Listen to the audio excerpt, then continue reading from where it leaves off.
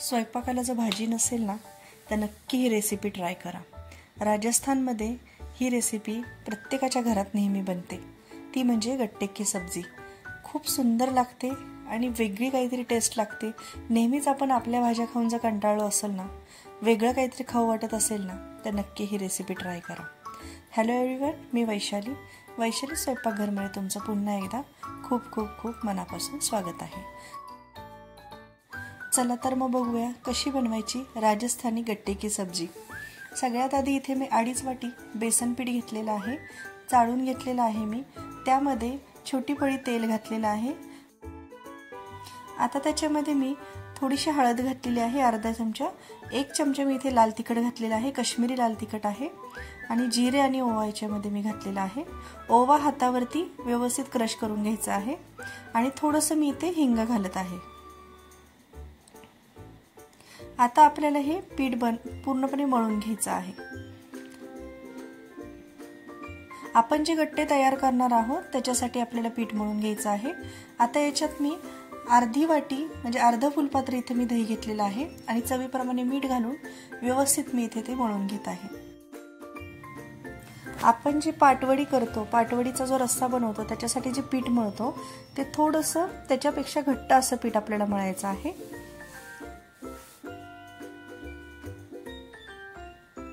आणि हे पीठ चिकट असतं, हे सगळ्यांनाच माहिती आहे। पाटवडीसाठी आपण जसं मळतो तसं थोडंसं तेल लावून लावून आपल्याला हे पीठ मळून घ्यायचं आहे। पाणी जास्त याच्यामध्ये ऍड नाही करायचंय, कारण आपण दही ऑलरेडी याच्यामध्ये टाकलेलं आहे।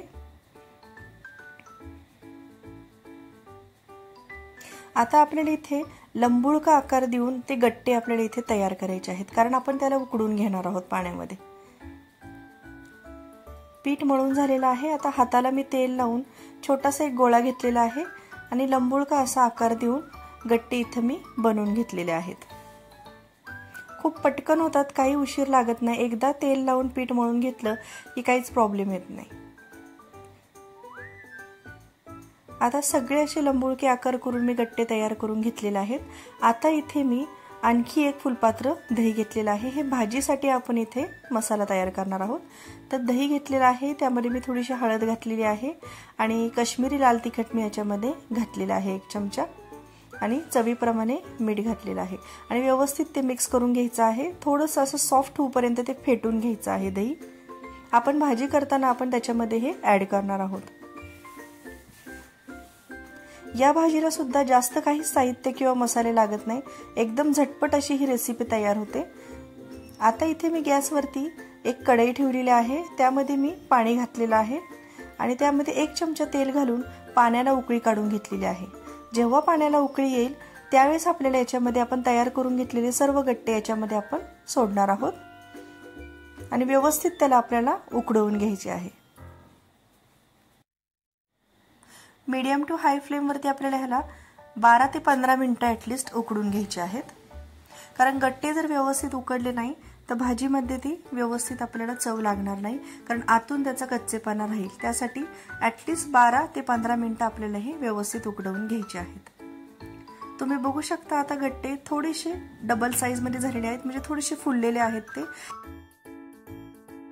आता आपल्याला हे गट्टे आणि त्यातील जे काही पाणी आहे ते आपल्याला एका प्लेटमध्ये ओतून घ्यायचं आहे।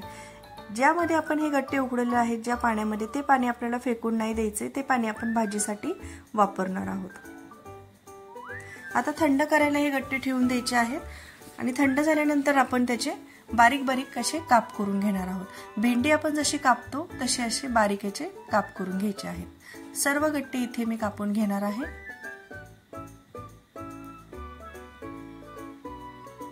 तुम्ही बघू शकता इथे मी एक गट्टा व्यवस्थित तुम्हाला दाखवलेला आहे, आतून तो व्यवस्थित शिजलेला आहे। आता आपण इथे पुन्हा एकदा गॅसवर कढई ठेवलेली आहे। आता आपल्याला इथे ग्रेव्ही बनवायची आहे। मी इथे गॅस ऑन केलेला आहे आणि त्यावरती कढई ठेवून याच्यामध्ये मी 1 पळी तेल घातलेलं आहे। त्यामध्ये आता आपल्याला जिरं घालायचं आहे आणि 1 चमचा मी इथे आलं लसूण पेस्ट ऍड केलेली आहे।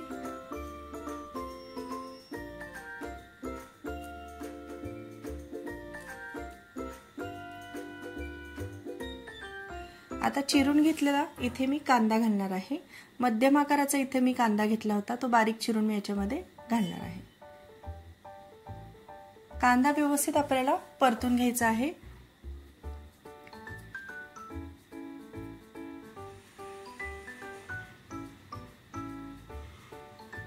कांदा गुलाबी रंगावर परतत आल्यानंतर त्याच्यामध्ये इथे मी छोटे 2 टोमॅटो जे आहेत त्याची प्युरी करून घेतली होती, ती इथे मी ऍड केलेली आहे। आता कांदा आणि टोमॅटो व्यवस्थित आपल्याला इथे परतून घ्यायचा आहे।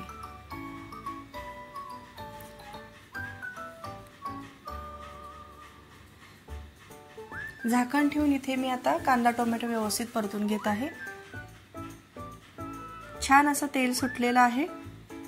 आता आपण याच्यामध्ये मसाले ऍड करणार आहोत। याच्यामध्ये मी हळद, लाल तिखट, मी काश्मीरी लाल तिखट घातलेलं आहे आणि थोडंसं घरचं पण लाल तिखट घातलेलं आहे। आणि आता याच्यामध्ये मी 1 चमचा गरम मसाला घातलेला आहे आणि थोडंसं हिंग घातलेलं आहे। एकदम घरचे मसाले आहेत, काहीच बाहेरचं आपल्याला याच्यामध्ये ऍड करावं लागत नाही। आणि कांदा टोमॅटो आणि हळद, मीठ आणि लाल तिखट याच्यामध्येच ही भाजी तयार होते। आता व्यवस्थित हे मसाले मिक्स झाल्यानंतर आपण फेटून घेतलेले जे दही आहे ते आपण याच्यामध्ये ऍड करणार आहोत। आणि व्यवस्थित दही आणि हे सगळे मसाले आपल्याला ऍड करायचे आहेत। फक्त इथे एक लक्ष ठेवायचे, जेव्हा आपण दही घालणार आहोत तेव्हा एकदम गॅस बारीक करायचा आहे आणि व्यवस्थित दही मिक्स करून घ्यायचं आहे। 2 मिनिटं तुम्ही गॅस बंद जरी केला तरी चालेल, कारण हाय फ्लेम वरती आपण जर का दही आणि जो मसाला आहे तो एकत्र केला तर दही फाटण्याची शक्यता असते। त्यामुळे एकदम कमी गॅसवरती तुम्ही हे व्यवस्थित दही मिक्स करून घ्या। आणि आता आपण याच्यात जे गट्टे आपण चिरून घेतलेले आहेत ते आपण याच्यामध्ये ऍड केलेले आहेत। खूप सुंदर असं टेक्स्चर आलेलं आहे आणि सुगंध पण खूप छान सुटलेला आहे।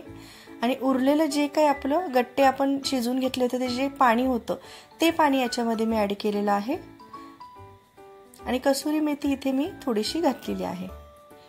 आणि आता झाकण ठेवून 10 ते 12 मिनिटं आपण ह्याला मध्यम आचेवरती व्यवस्थित शिजवून घ्यायचं आहे। आता इथे तुम्ही बघू शकता काय सुंदर असं टेक्स्चर आलेलं आहे। आपली गट्टे की सब्जी ही तयार झालेली आहे।